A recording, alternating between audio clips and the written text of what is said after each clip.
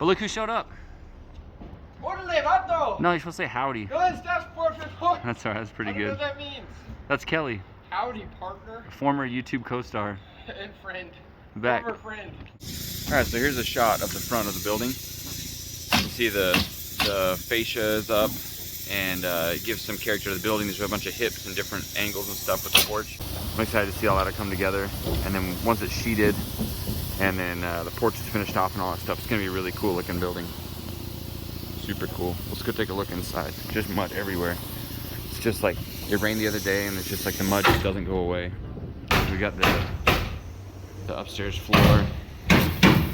Still got to work out all these roof purlins today. But it's coming along, getting sheeted and everything. Just cruising, cruising, cruising. So I gotta figure out what to do today. Probably gonna go up there and work on those. The roof sheets up there and some more purlins. A view from my front porch roof. We decided to put a little window right here. That's what's nice about this process is we're working, and I'm like, you know what? Let's add a 3-foot, what do you call it? Overhang. You know what? Let's add a window right here since we've been crawling in and out of here to get onto the roof. Let's just put a window there that I can open and come out here, and then I can stand there and look at my driveway, right? I'll have all my cars lined up, move some of that junk, and it'll just be like a nice view of my nice driveway, and I can see the street and my entrance and everything, right? So I decided to put a thing there, a window. Another thing I've been doing is putting 1/2-inch bolts randomly throughout, especially to support the trusses to like the columns. And so I've been doing a lot of that, like just going around putting bolts wherever I think you know, would be a good spot for them.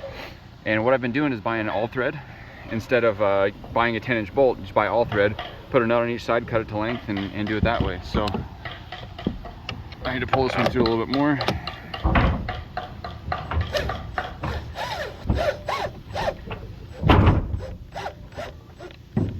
Okay. We'll put our nut and washer on there. I hate wearing gloves like this because I can't manipulate anything, but it keeps my hands warm and it keeps me from getting splinters. When I put on my rubber gloves, which I normally wear, I get splinters everywhere and my hands get cold. So it's only when I'm working with nuts and bolts that I absolutely can't stand wearing gloves like this. But it's a different trade. Gotta learn how to do it.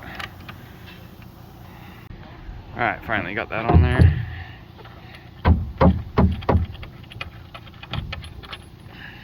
So everywhere there's a window or a door, there has to be a header above it. And so this little window spot, nice little header above there. This will be trimmed out. It'll be just the right. It'll be just the right height to be able to open it up, crawl out, and we can walk on here. If we want to watch the fireworks over there on the 4th of July, we can come up here and watch out there. If we want to look at the mountain, we can come up here. If we want to look at the new temple that's being built over there, we can look over there. This will be really nice. And then we can come out, walk up here, get on top of the 16-foot high roof, and then do whatever we want up there. Walk as far as we want, do whatever, cool stuff. Here's something that Jesus pointed out to me when we were setting all these. Me and Jesse did this. We kind of like made a big wave here because we're measuring, cutting different lengths instead of starting with one point and being like, all right, let's do 115 inches and go all the way. We're like, oh, this one's 114 and a half. Oh, this one's 114 3/4. And so I ended up making a wave in there. Stupid. Should have known better, but just like kind of learning on the process. Luckily, build it out, you'll never see it, but just things like that I notice. And I'll just remember it when I'm sitting up in this room thinking, like, oh yeah, you know what? This is crooked. So probably what I'll do when we start setting our sheeting up there, I'll run a string line from here to there, and so we'll know where our edge is, and that can tell us where to put our sheeting up to, because obviously it's going to be making a bow, so we're going to have to overhang the sheeting a little bit, so on this side, the sheeting lines are straight.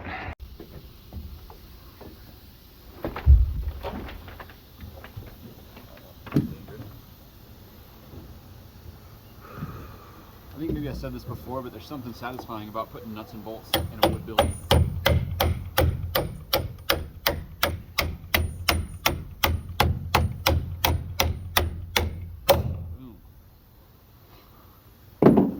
Because you get to use the impact? Yeah, I suppose. It just doesn't seem right, you know?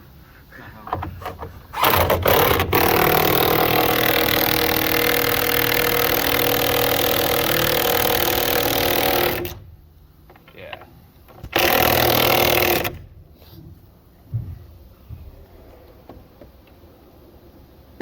Now that's proper right there.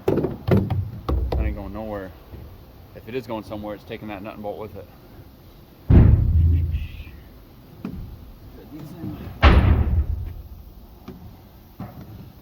Like a tornado comes through, the only thing standing are the things you did with nuts and bolts. I've noticed, I mean, it is what it is, right? But whenever I'm working really, really slow compared to watching these other guys work, I think there's a couple things, right? Like, I'm not experienced, so I'm a little uncomfortable just to like work fast because I don't want to make mistakes.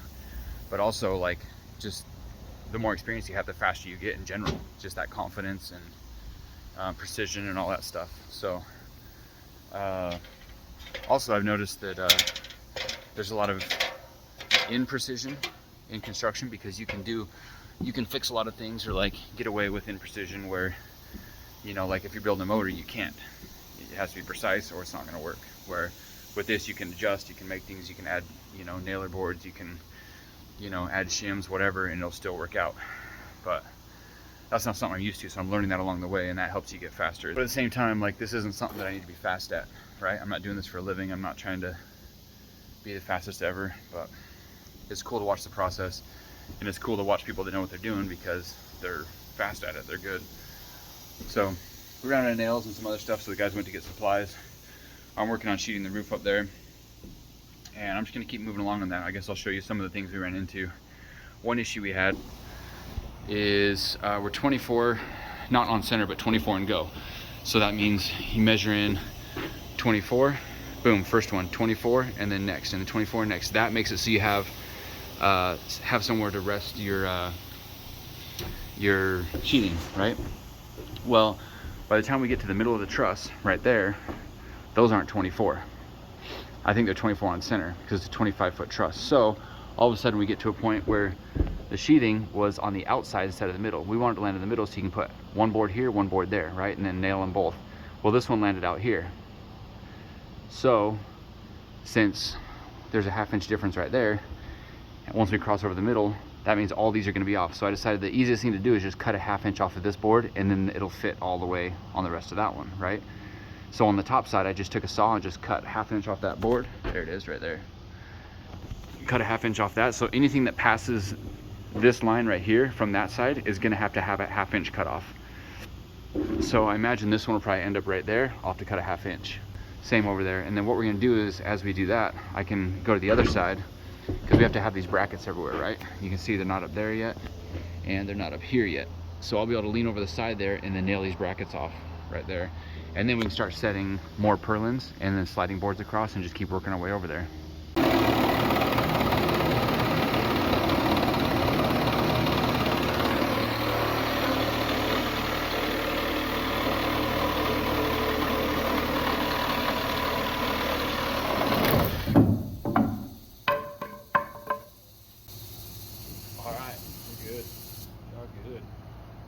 The best part is there are a bunch of nails attached to it too. So when it comes swinging down, it's not just like a board hitting you in the face, it's a board with 4 nails. It's a booby trap. It's a what? A booby trap. Yeah, 100%. We've got these metal, what would you call those, brackets? Nailer brackets, whatever. To replace the boards that were up there. Because we want to put sheeting up, and if you have a 2x6, obviously you can't sheet around a 2x6. So we put those flat nailers. I think those will be strong enough to hold the trusses up there. I think. Engineering. So we added this window today, which is pretty cool. So if the kids are up here or whatever, hanging out or playing, they can look down into the shop and think, you know what would be funner than playing with toys is helping dad in the shop. That would be cool. That's kind of my hope. So hopefully that's money well spent. What I should do is just frame it out for S13 front glass. And I could just put my old glass in there. If it has a rock chip or something, just glue it in there. Yep. All right, so Alton and I are driving around chasing down windows. I was looking on Marketplace and on KSL locally, which is a local for sale ad. And we're basically chasing down Marketplace windows. I think my quote originally for windows, including the sliding glass door, it was a lot of glass, but it was like $4,500. And so I'm trying to save money on that by chasing down, like, not used windows, but people that have extra windows from other construction projects. So they're not all gonna match exactly, but I'm trying to like match different sides of the building so it doesn't look weird. I'm not gonna put 2 windows next to each other that don't match, right? But so far we got 3 windows back there. They have those, where are we at? They have those grates in the middle, which I'm not a big fan of. I might take them out, but either way, those are pretty good deal. I think it was 90 bucks a window. So 3 of those are the 2 foot by 4 foot windows. And then I found a sliding glass door. I think it's used, but it's supposed to be a pretty good newer one. That was $250. I'm gonna go pick that up now. And then I found a guy with used windows. I'm gonna go look at them. May or may not buy them, but there's 6 of them, which match the 6 cutouts that we have. So if he has 6 matching windows, they open and they look good, I'll probably buy them, because I think he only wants 50 bucks a window. Most windows are $250 each, so I'm saving a lot of money doing it this way. It's not ideal, but with the budget I'm at, we're like blowing through the money that I set aside already. Like, I've got to start thinking budget friendly. And windows are one of those things that you can always upgrade in the future. If I get 5 or 10 grand in the future, I'm like, you know what, I want new windows. Boom, let's do it. And it's not a big loss, because I only spent maybe 1,200 bucks on windows instead of 4 grand. So that's where I'm at. We're driving around looking for windows tonight. Next thing is garage doors. That's a whole other thing. I want nice garage doors, but I'm looking for used ones. But I want the 2 front ones to match. The rear one doesn't have to match. But finding those in a reasonable price, used, or like even scratch and dent or whatever. I've been looking for that too, but didn't find anything today. So windows today, garage doors maybe tomorrow. All right, so we ended up with a whole stack full of windows, driving around like different places in Salt Lake. We got a sliding door. We got the 6 windows for the front. I couldn't believe we found someone that had used windows. They're sliders, they open up. It's perfect for what we needed. All that we've got left, I think, is there's a big one for the front, like a giant one, and then 1 smaller one. Had a guy on Marketplace that said he would meet, and then just stopped responding. What's funny is, like, people always make these memes about what's funny?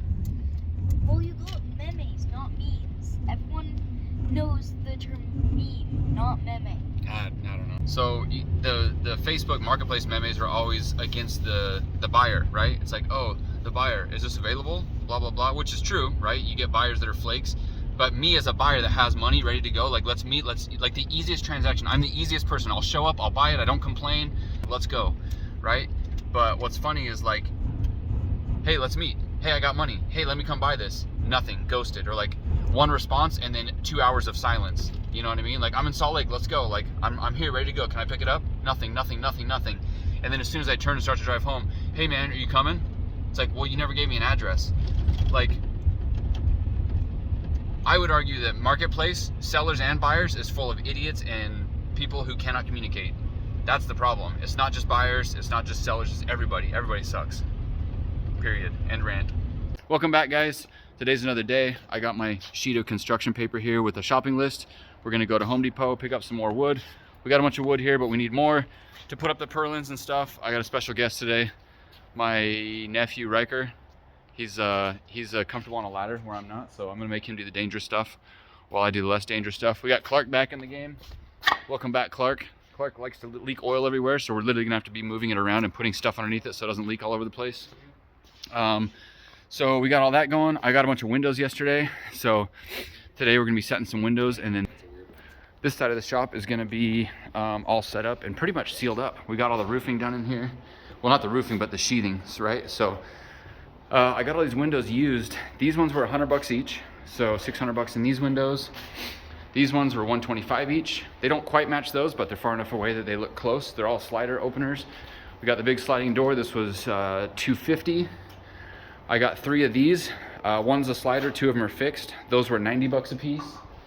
And then I got 6 of these windows, which are gonna go up and around the outside of the shop windows out here. So we'll have 1 there, 3 there, 1, 2, 3, so we can see the beautiful mountains.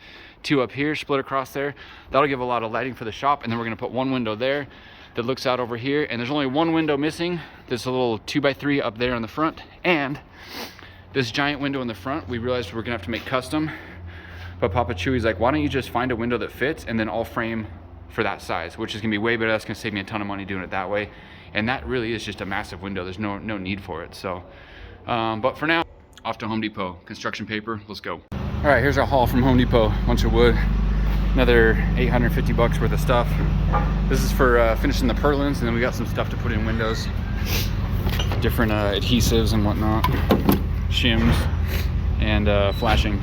So back to the job site. Riker's got some window setting experience. Oh, now all the pressure. Oh yeah, all the pressure. That's the flashing. I have no idea why it's called that. I have no idea why it just goes on the bottom.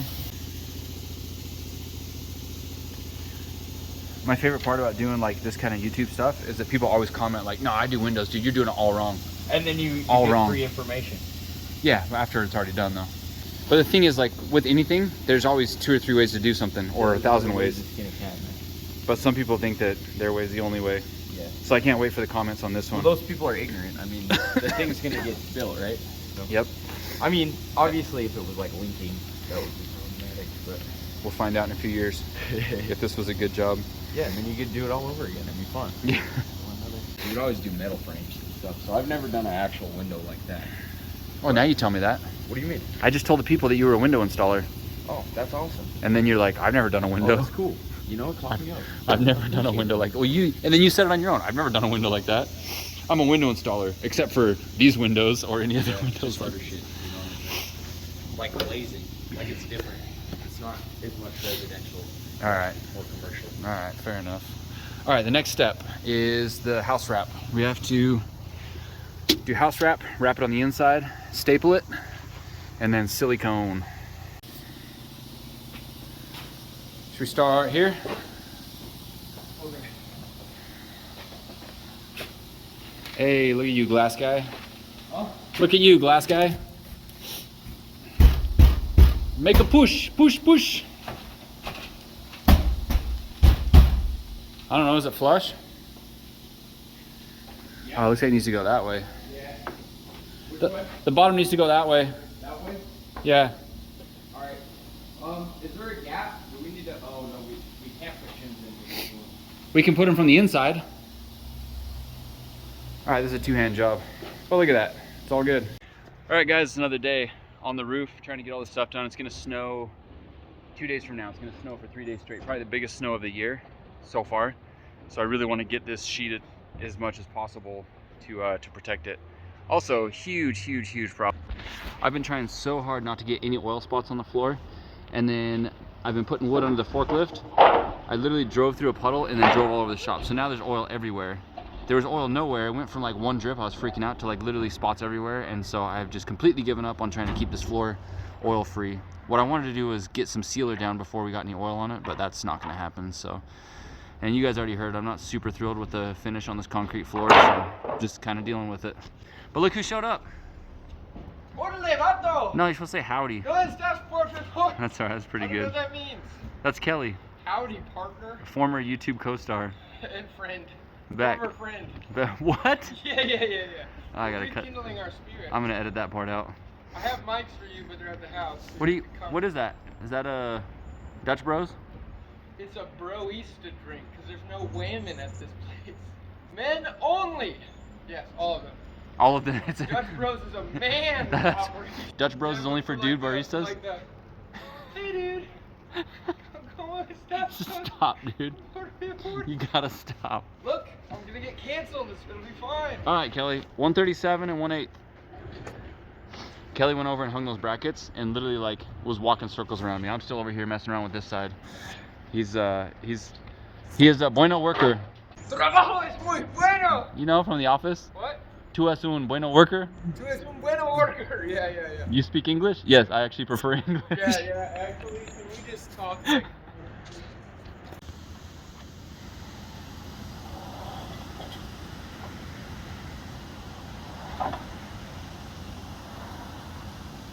Howdy, cowboy. That's my escuadra. My lápiz. good throw. Yeah. You need a saddle to be up there? I'm really scared because It's a little wiggly. A map board? Hey, wiggle it for the people. Yeah, that ain't good. Hey, we're not putting one there. I just called you a bueno worker. Yeah, it's bueno. No. Es que sido. We got these brackets all set. Kelly's down there measuring and cutting wood. And then we're gonna come up and set all these purlins, pop, pop, pop, pop, pop, pop, pop, and then we can sheet it. Takes almost no time to sheet it. Oh, that's not straight. All the time is in getting the bracket set and then setting the purlins. The sheeting is like really easy. And we can work that way a little bit, do some of that. We'll see how much daylight we have. Sun's going down. Beautiful Utah mountains. Remember what I said in my other video, when there's snow on those mountains, you know I'm not having a good time because it's cold outside. But ever since I moved in, that shop's been there. Still looks pretty new, but it's been there for at least 10, 15 years. And I've always been jealous of it, but now, not so jealous, because my shop's awesome.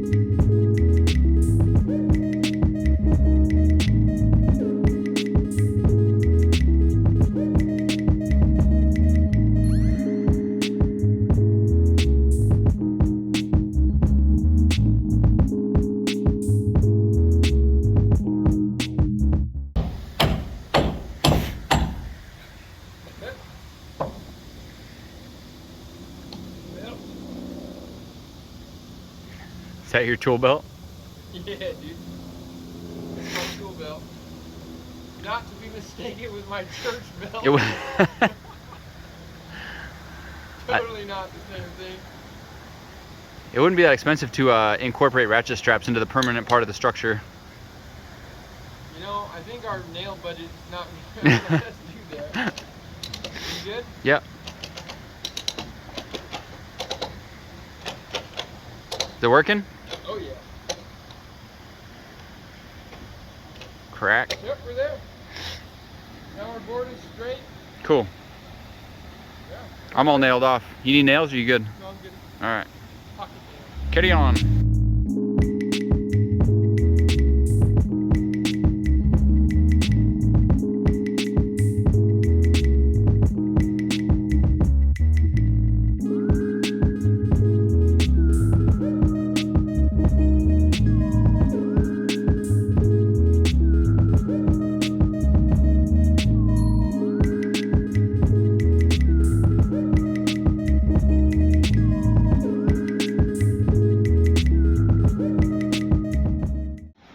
Alright guys, welcome back again. So tomorrow night and the next 3 days after that is forecast for some serious snow. And as you see, we still don't have the entire roof or the sheeting on the building yet. I did order doors, so you know, that's something. But either way, we still need a roof, right? This part is all sheathed. We have a roof mostly here. I can finish that little part pretty easily. We just left that open for access. And I've got this first part here covered, right? So I got to finish going that way. That's the plan today. I really, really, really want to enclose this before the storm, right? This is gonna be the first big snowstorm of the year. 3 days of snow. I imagine we're gonna get probably a foot of snow, and then it's not gonna wanna melt. It's gonna turn to mud. It's gonna be a nightmare. It's cold right now, but it's not impossible to work like this. Once we get a ton of snow, obviously I can do stuff in here, right? I can come in here, I can start doing electrical, I can do stuff like that inside. But on the shop side, that's gonna be more difficult because there's gonna be snow all over inside of there unless it's covered. So that's what I'm trying to do. I really wanna get the roof done. This big window in the front, I wasn't able to find it. But yesterday, I came across someone on Marketplace that actually had that exact size. I couldn't believe it. They're asking $500 for that window, which I think is probably a good deal. It's brand new. The only difference is it has black trim instead of white like the rest of those. But I think it's worth it to save a bunch of money on that. So I'm gonna go pick that up. I have to borrow my friend William's van. He's a glass guy, and he has a van with a rack on the side, because that's 9 foot by 5 foot. I don't know how to transport that in the back of a truck without breaking it, right? standard truck bed's 8 foot.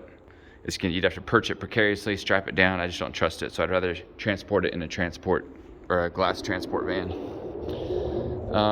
These doors out here, I found they're new, they're being built for me, but I found an ad for inexpensive doors, and he says he's building right now. Didn't take any money up front. There's no risk of being scammed. I can't see any way this could go wrong, so I'm having him build me 3 doors. I think it was $1,600, $1,600, and $1,100 for the smaller one. So that's a really good quote compared to what I've been seeing with other stuff, and that comes with all the hardware, brackets, mounting, everything. So that'll be awesome. Next, I just need to get those doors right, and then we'll be almost completely sealed up. Well, and a front door for up there, and then these doors can wait. But you see, we got all that sheathed. We got sheathing up top, and then I just need to keep building purlins and move my way across.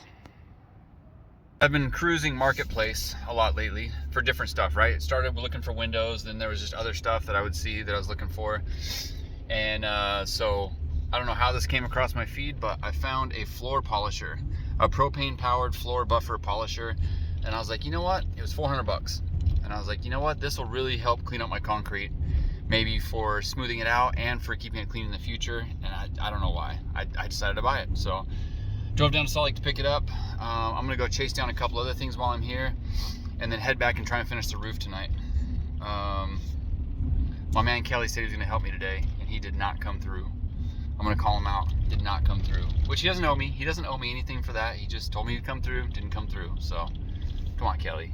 Come on, man. All right, guys. So tomorrow's the day it's supposed to snow. I'm out here trying to finish the roof. We've got a lot to do. It's really cold, but a representative from the concrete supply house showed up because I complained about the pour. When they did the pour, there was a delay between trucks 3 and 4 on delivery, almost an hour and 15-minute delay, and that cost time for the pump truck. It cost time for the guys that were working here, and it set us back on when we could start finishing the pour, right? There was a delay between when we were pouring certain parts, so as we were troweling, it became an issue. So I let them know about all that stuff, and then on trucks 5 and 6, the mix came out really wet. Anyways, I sent him a big email. I want to get that bill paid, but I was like, look, I don't want to pay full price because we didn't get full quality. So he came out and looked at it, and he's like, look, our plant was down, that was our fault. Trucks 4 and 5 showed a 5.5 slump versus a 4 slump on trucks 1, 2, and 3. And I'm like, well, why did the slump change? He's like, I don't know. It's just in the notes. So what's cool is he was accepting some responsibility. I asked him for half off. He said he can't do that, but he's going to see what he can do. So that should save us some off of that bill. It was $14,500 for concrete material. So I'm hoping to get that down based on what I'm going to have to do. I think in the office side, we're going to have to do some grinding, polishing. Maybe over here too, that we're going to have to do some leveling and grinding and polishing. So, and some of that is due to the material not being perfect. So hopefully that works out. Obviously, you know, I'm not trying to get anything for free. I just want what's fair so that I can put money towards finishing what I wish came out perfect. But I found a window today. I'm gonna go try and pick that up. And then my garage doors are done today.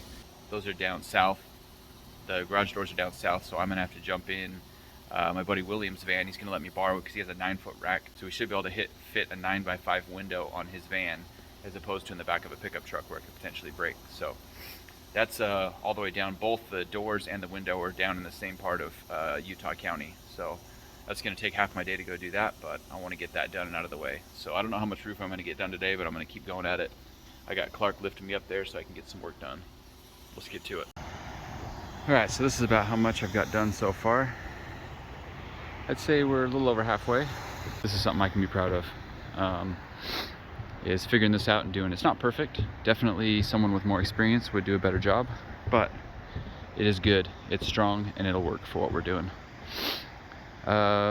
So I just got to keep moving with these boards across, setting brackets. I got a good system figured out with a forklift, and I was actually able to do everything by myself with the forklift. Lift it up, put the boards across, cut them, put them up, climb up the forklift, set the boards by myself, climb up here, nail them off. It's slow, but it is possible to do it by myself. So I've got, what is that, 2, 4, 6, 8, 30, maybe 30 more purlins, and then probably 50 more sheets.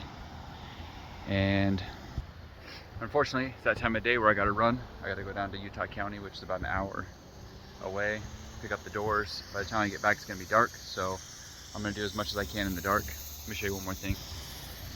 This part here needs to be built out. This is the overhang. So 3 feet hangs over that side, 4 feet hangs on the inside. So we need to cut 7-foot boards here and then run them across. I'm probably not gonna focus on that right now. I wanna focus on finishing this, and then I can build this out, maybe even when it's snowing. But that's gonna be another challenge. The hard part is gonna be how to nail off the outside, right? I can put those, I can sit on there, I can nail that off. I can even get the forklift up right there, but that's not gonna allow me to get out there to nail off from the outside. So that's probably gonna have to be done with a ladder or something, but we'll figure that out. I really like this spot right here. This is the, this is kind of my 3-foot overhang on the roof. I'm trying to get a window here that slides open, right, so I can climb through there. It's gonna be small, but I think I'll be able to climb through there. And then I can just sit and hang out under here, right? Even if it's raining or whatever, or if it's sunny and I need some shade, I can just sit up here and admire what we've built, right? Hopefully by that time there's a driveway. I have some cool cars parked down there, and I can just sit here and admire the hard work and effort. So this is the process I use to set these brackets. I use the 2x8 so we know the height, because these brackets aren't fit for a 2x8. So instead of matching up at the top, which wouldn't do us any good, I actually have to use a block. And I do that because when we first started doing it, I was doing it by eye. You see this one ended up high. That's about a 1/4 inch high, and that affects the way the sheeting goes on. So to prevent that from happening anymore, we use this block template. And then these actually have these little nailers here. So when I hold it up there, I can actually nail those in, and it holds the bracket before I put the actual nails in. That makes it a lot easier. And then I dangerously lean over the edge here.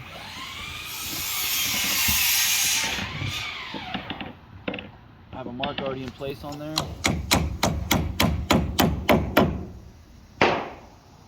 Make sure my height is good.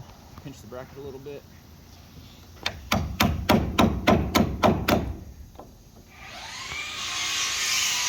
Now the bracket stays in place, then I got the nail gun.